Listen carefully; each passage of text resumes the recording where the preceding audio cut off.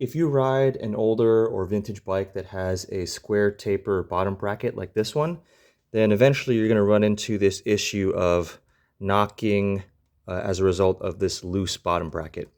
Now, to fix that, you could remove everything, retighten the bottom bracket, put it back together, but it's kind of a lot of work. You need to get a crank arm extractor and do a bunch of stuff. So there is a fast way to fix it, or a faster way to do it. So you can do it without actually having to remove the crank arm.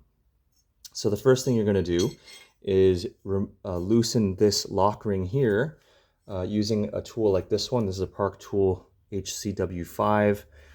And you'll just, I've already kind of pre-loosened it, but you're going to loosen that lock ring so it's nice and loose. Then you're going to use this tool here. This is a Park Tool SPA2, and it's a little hard to get in there, but you might have to do a little bit of finagling. But as long as you can get those two little hooks into the two of the holes on the cup, and you kind of have to go at an angle to get in there without removing the crank, but you can do it, can be done.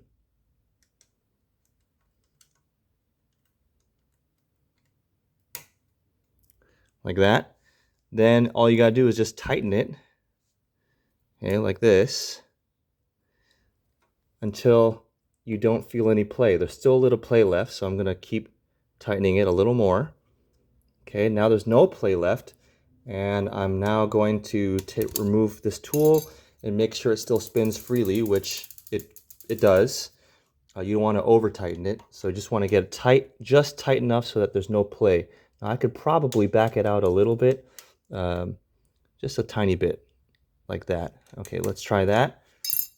Okay, actually now the play came back, so I'm gonna put it back in. Tighten it.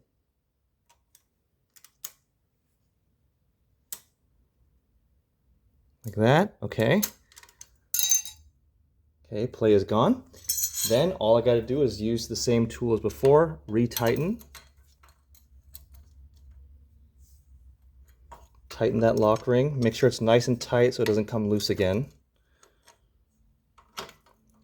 And another reason for doing it with the crank still installed is that once you take everything apart and tighten everything, it's hard to sort of gauge exactly where's the right place, because once you tighten everything up, it might make it too tight or not tight enough. So by limiting the amount of things you remove, you can kind of just isolate that one adjustment. So continue tightening this so it's pretty snug. Okay, and I'm just going to double check the crank to make sure it spins freely, which it does. And no play. Okay, great. So I'm going to keep tightening it until